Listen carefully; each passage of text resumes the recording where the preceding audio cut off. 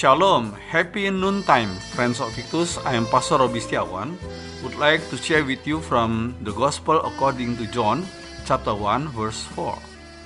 In him was life, and the life was the light of man. Let us pray. Thank you, Lord, for this opportunity to meditate on your words. Please bless your and anoint your servant who will share your gospel. And please bless every one of us who is listening to this sermon. Thank you, Lord. In Jesus Christ we pray. Amen. Friends of Victus, in a great piece of music, the composer often begins by stating the themes which he is going to work out and elaborate in the course of the whole work. That is what John does here. In the fourth gospel, life and light are two of the great basic words on which the gospel is built up.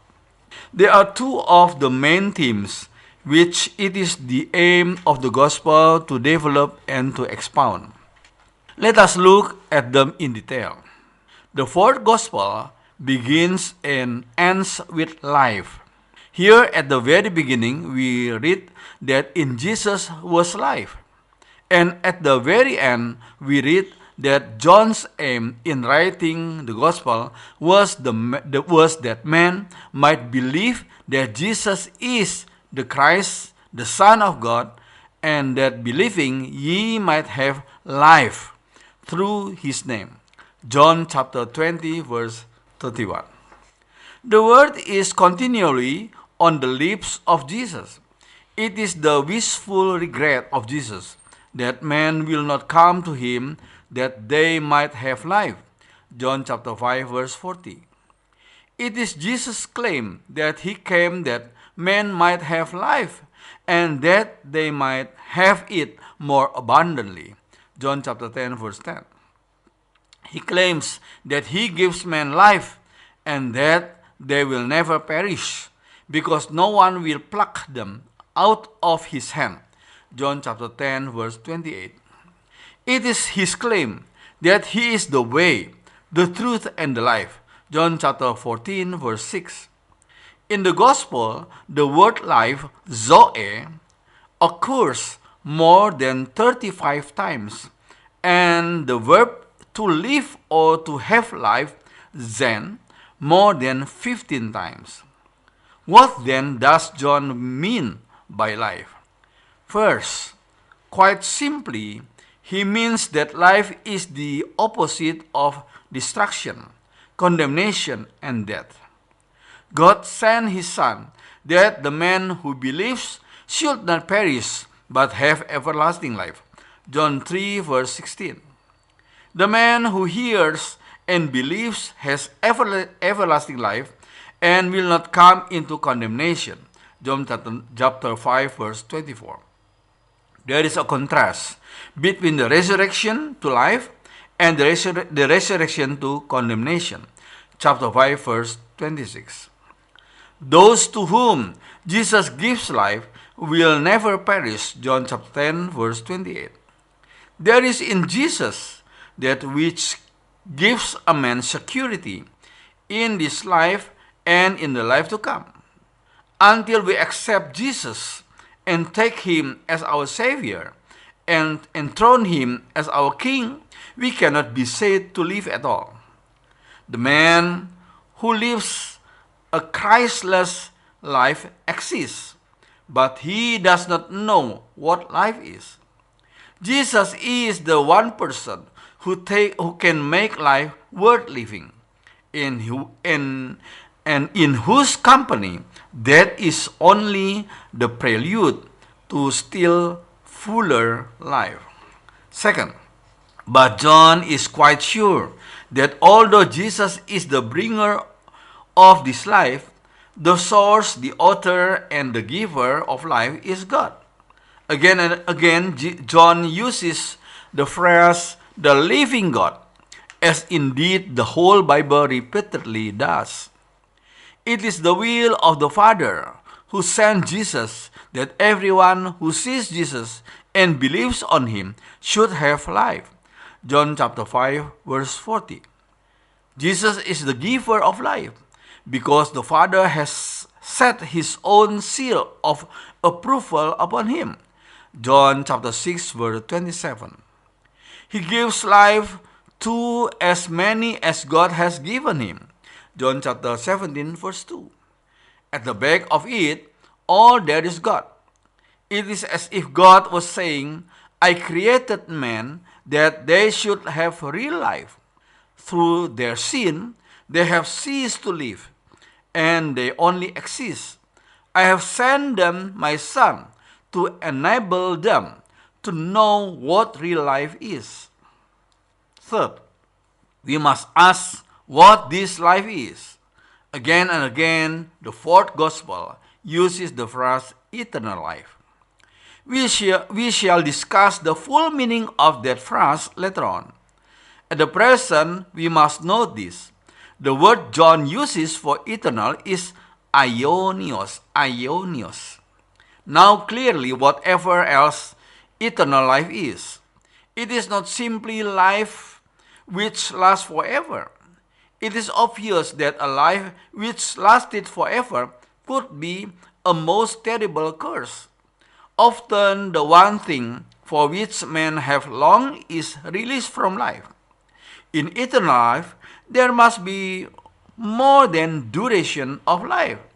There must be a certain quality of life, a certain quality of life. Life is not desirable unless it is a certain kind of life. Now here we have the clue. Aionios is the adjective which is repeatedly used to describe God.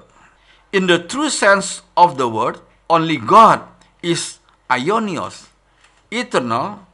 Therefore, eternal life is that life which God lives. What Jesus offers us from God is God's own life. Eternal life is a life which knows something of the serenity and the power of the life of God himself. When Jesus came offering man eternal life, he was inviting man to enter into the very life of God himself. Fourth, how then can we enter that life? We enter into that life by believing in Jesus Christ. By believing in Jesus Christ. The word to believe, pisteuin, occurs in the fourth gospel no fewer than 70 times. He that believeth on the Son shall have everlasting life. John 3 verse 36. He that believeth on me, says Jesus, has everlasting life. John 6 verse 47. It is God's will that man should see the Son and believe on him and have everlasting life. John 5 verse 24. What does John mean by to believe? He means two things. First, he means that we must have confidence that Jesus is really and truly the Son of God. He must believe that Jesus is really and truly the Son of God. He means that we must make up our minds about Jesus. After all, if Jesus is only a man, there is no reason why we should give him the utter and implicit obedience that he demands. We have to think out for ourselves who Jesus was. We have to look at him, learn about him, study him, think about him until we are driven to the conclusion that this is none other than the Son of God. Second, but there is a more than intellectual belief in this. To believe in Jesus means to take Jesus at his word. It means to accept his commandments as absolutely binding. To believe without question that what he says is true. To act on the conviction that we cannot do anything else then take him at his words. For John, belief has three steps in it. First, it means the conviction of the mind that Jesus is the Son of God. Second, it means that trust of the heart that everything that Jesus says is true. Third, it means that basing of every action in life on the unshakable assurance that we must take Jesus at his word. When we do, that we stop existing and begin living. We know what life with a capital L really means. Life. Life and light. In him was life, and the life was the light of man. The second of the great Johannine keywords which we meet here is the word light. This word light occurs in the fourth gospel no fewer than 21 times.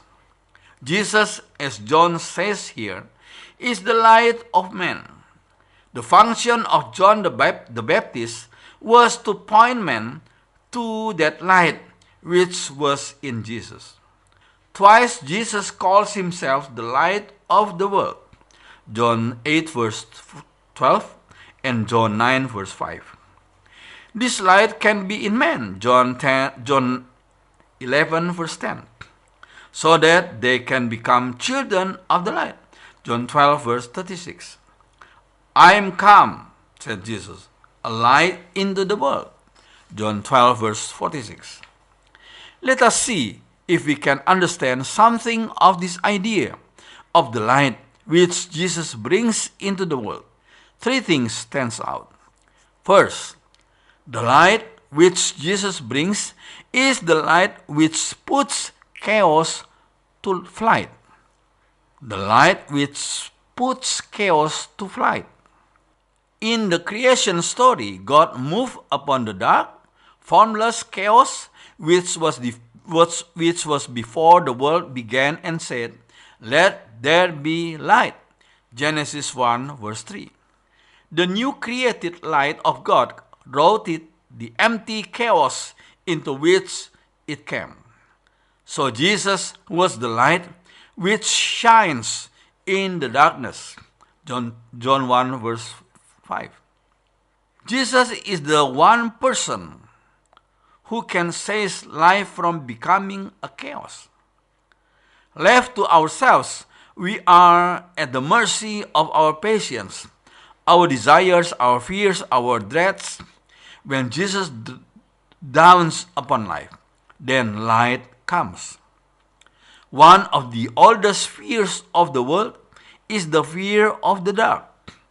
Life is dark, full of nameless, instinctive dreads until Jesus comes. There is a story of a child who was to sleep in a strange house.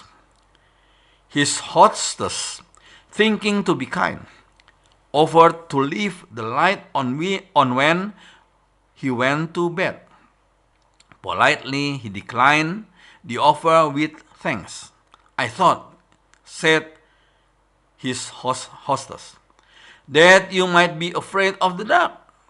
"Oh no," said the lad. "You see, it is God's dark. With Jesus, the night is light about us as the day." Second, the light which Jesus brings is a revealing light. It is the condemnation of men that they love the darkness rather than the light. And they did so because their deeds were evil.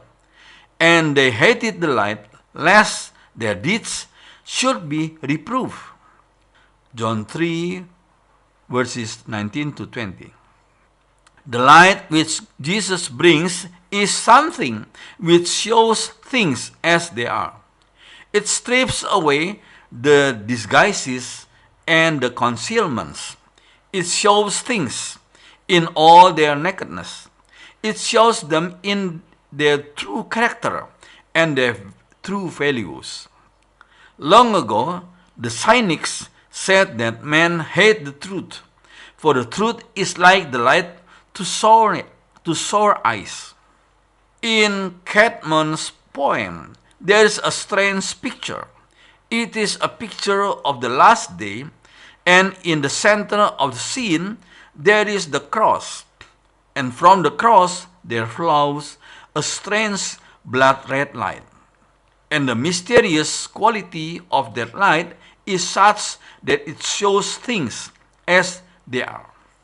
The externals, the disguises, the outer wrappings, and the trappings are stripped away, and everything stands revealed in the naked and awful loneliness of what it essentially is. We never see ourselves until we see ourselves through the eyes of Jesus. We never see what our lives are like until we see them in the light of Jesus. Jesus often drives us to God by revealing us to ourselves. Third, the light which Jesus brings is a guiding light. If a man does not possess that light, he walks in darkness, and he does not know where he is going. John 12, verse 36. When a man receives that light and believes in it, he walks no more in darkness. John 12, verse 46. One of the features of the gospel stories which no one can miss is the number of people who came running to Jesus asking, "What am I to do? What am I to do?" When Jesus comes into life, the time of guessing and of groping is ended. The time of doubt and uncertainty and vacillation is gone. The path that was dark becomes light. The decision that was wrapped in a night of uncertainty is illumined. Without Jesus, we are like men groping on an unknown road in a blackout. With Him, the way is clear. Praise the Lord. Let us pray. Thank you, Lord, because we know you. We believe in Jesus as the light of the world. Thank you, Lord, because from you we have received the life and the light. The life and the light. Thank you, Lord. Thank you. In Jesus Christ we pray. Amen.